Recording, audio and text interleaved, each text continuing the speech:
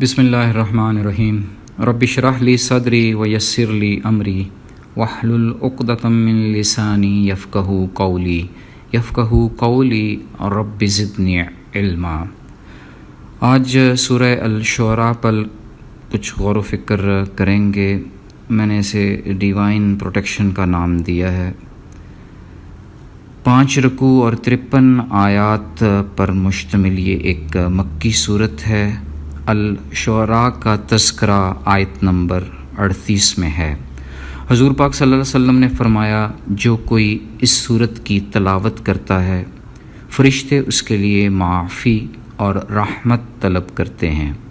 اس صورت کی آیت نمبر 5 میں بھی اسی امر کی وضاحت کی گئی ہے کہ تمام فرشتے رب تعالیٰ کی پاکی اور حمد بیان کرتے ہیں اور اہل زمین کے لیے بخشش کی دعا کرتے رہتے ہیں۔ زمین و آسمان میں جو کچھ ہے اسی رب تعالیٰ کی ذات کا ہے، جو ہر چیز کا گواہ ہے، ہر چیز کا احاطہ کیے ہوئے ہے۔ وہ برتر اور عظیم ہے، بخشنے اور رحم فرمانے والی ذات ہے۔ جو اس ذات کے علاوہ کسی اور کو کارساز بناتے ہیں، رب انہیں خوب دیکھ رہا ہوتا ہے۔ اللہ ہی کارساز ہے، ہر چیز پر قدرت رکھتا ہے۔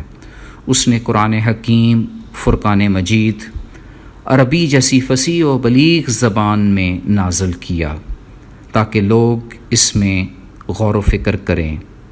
ہر جگہ سے اور ہر دور میں لوگ اس سے نصیحت پکڑیں اور جنت کے راستے پر گامزن ہوں۔ سورۃ الشعراء نے یہ بات کھول کر رکھ دی کہ وہی ذات ہماری پروردگار ہے، اسی پر بھروسہ کرنا ہے، اسی کی طرف رجوع کرنا ہے۔ وہ جسے چاہتا ہے اپنی رحمت میں داخل کرتا ہے۔ یہ انسان کی خوش نصیبی ہے کہ اس کی رحمت کا دروازہ کھلا رہتا ہے، جس کا جی چاہے مزے لوٹے۔ ذرا اس کو قادر مطلق مان لے، اسی پر بھروسہ کرے اور اسی کو رجوع کرے۔ اس صورت کی آیت نمبر 15 میں 10 مستقل احکام کا بیان ہے، جس میں توحید، سابقہ انبیاء کی تقلید، رب پر بہتان سے اجتناب، تمام کتابوں پر ایمان، معبودیت صرف رب کریم کی، اپنے اعمال پر نظر، جھگڑا اور بحث سے پرہیز، روز قیامت رب کا لوگوں کو جمع فرمانا اور ہر ایک کا رب کی طرف لوٹ جانا شامل ہے۔ سورت یہ بات بھی واضح کر رہی ہے کہ خود اللہ تعالیٰ نے حضرت نوح علیہ السلام، حضرت ابراہیم علیہ السلام، حضرت موسیٰ علیہ السلام اور حضرت عیسیٰ علیہ السلام کے دین کو قائم کر کے رکھا ہوا ہے۔ اس میں تفرقہ ہرگز نہیں ڈالنا۔ دین اسلام میں شکوک و شبہات پیدا کرنے والوں کو تنبیہ کی گئی ہے۔ قرآن سے متعلق شک میں پڑ جانا گمراہی ہے، اس میں خود ساختہ اضافہ کرنا تباہی ہے۔ اہل حق کو تنگ کرنا، ان کو بیکار کی بحث میں الجھانا نہایت ظالمانہ کام ہے۔ ہمیں یہ سبق بھی مل رہا ہے کہ اللہ تعالیٰ کی ذات انسانوں اور جانوروں کے جوڑے بنا کر کائنات کے حسن میں رعنائی ڈالتا ہے۔ زمین و آسمان کی سب کنجیاں اسی کے پاس ہیں، روزی کی فراوانی اسی کے ہاتھ میں ہے، اس لیے تمام امیدیں اسی سے رکھنی چاہیے۔ وہ اپنی مثال آپ ہے، اس کے جیسا کوئی اور نہیں، نہ کوئی ہو سکتا ہے۔ اور پھر یہ کہ اللہ تعالیٰ اپنی جانب ان لوگوں کی رہنمائی فرماتے ہیں جو اس کی طرف متوجہ ہوں، کیونکہ اللہ تعالیٰ باطل کو مٹاتا ہے اور حق کو ثابت کرتا ہے۔ اس صورت سے ایک اور بھی خوبصورت سبق ملتا ہے کہ رب نے انسان کو خوب اختیار دیا ہوا ہے۔ وہ اپنے بندوں پر نہایت مہربان ہے۔ جو شخص اس سے دنیا کا طلبگار ہوتا ہے اسے دنیا مل جاتی ہے، مگر پھر آخرت میں کوئی حصہ نہیں ملتا۔ وہ جو آخرت کی کھیتی چاہے اس کی چاہت پوری ہوگی، ساتھ ہی ساتھ بونس میں دنیا کا حصہ بھی نصیب میں آئے گا۔ وہ دلوں کے بھید جاننے کے باوجود بندوں کو ان کی برائی سے درگزر فرماتا ہے۔ ان سب کی توبہ قبول فرماتا ہے، دعوت حق قبول کرنے والوں پر مزید فضل کرتا ہے۔ وہی ذات باری تعالیٰ ہے جو ان سموں میں بارش برساتا ہے، اپنی رحمت کو ہر طرف پھیلا دیتا ہے جب انسان مکمل طور پر مایوس ہو چکا ہو۔ تفسیر الطبری میں درج ہے کہ حضرت عمر فاروق رضی اللہ تعالیٰ عنہ سے ایک شخص نے عرض کیا، اے امیر المومنین، قحط سالی اس قدر ہو گئی ہے کہ اب لوگ بارش سے بالکل نا امید ہو چکے ہیں۔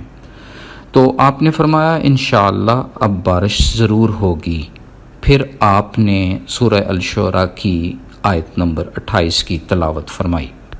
اس صورت نے یہ بھی واضح کر دیا کہ انسان پر آنے والی مصیبت اس کے کرتوتوں کی وجہ سے ہوتی ہے، لیکن مصیبت میں بھروسہ رب پر ہی رکھنا چاہیے۔ نعمتیں ملنے پر شکر گزاری ہو، کیونکہ زمین و آسمان کی بادشاہی رب کی ہی ہے، جو اولاد عنایت فرماتا ہے، دلوں میں اچھائی ڈال دیتا ہے، اپنی ڈیوائن پروٹیکشن میں لے آتا ہے۔ کیسی خوبصورت توجیہ پیش کی گئی ہے کہ جہاز سمندر میں ویسے ہی چلتے ہیں جیسے پہاڑ زمین پر۔ اگر رب کی ذات ہوا کو روک دے تو جہاز سمندر میں کھڑے کے کھڑے رہ جائیں۔ اس سب میں صبر کرنے اور شکر کرنے والوں کے لیے نشانیاں ہیں۔ ڈیوائن پروٹیکشن کے نرالے اسلوب ہیں۔ رب کے خاص بندے بڑے گناہوں اور بے حیائی سے بچتے ہیں، نماز کا اہتمام کرتے ہیں، رب کے دیے ہوئے رزق میں سے خرچ کرتے ہیں، برائی کا اتنا ہی بدلہ لیتے ہیں جتنی ان کے ساتھ کی گئی ہو، معاملات میں باہمی مشورہ سے کام لیتے ہیں، غصہ آنے پر درگزر کا معاملہ کرتے ہیں۔ صبر کرنا اور معاف کرنا یقیناً ہمت کا کام ہے۔ بخاری کی حدیث ہے، حضور پاک صلی اللہ علیہ وسلم نے اس خاتون کو معاف کر دیا جس نے جنگ خیبر کے موقع پر آپ کے کھانے میں زہر ملا کر آپ صلی اللہ علیہ وسلم کو پیش کر دیا تھا۔ سورہ الشعراء کا نچوڑ یہ ہے کہ اللہ تعالیٰ کا کلام بھی روح کی مانند ہے، جبکہ نفس انسانی بھی روح ہے۔ لفظی یعنی قرآنی روح ہمارے لیے ہدایت کے راستے کھولتی ہے، پروٹیکشن کا باعث بنتی ہے، جبکہ جسمانی روح کا فیضان یہ ہے کہ ہم سیدھے راستے والے کھلے دروازے کی طرف پیش قدمی کرتے ہیں۔ تو آئیں پھر سورہ الشعراء کو دل کے ذریعے روح میں اتار کر فرشتوں کی دعائے رحمت کے لیے کوالیفائی کر جائیں اور ڈیوائن پروٹیکشن کے سائے تلے رہ کر سرخرو ہو جائیں۔ فی امان اللہ، اللہ حافظ۔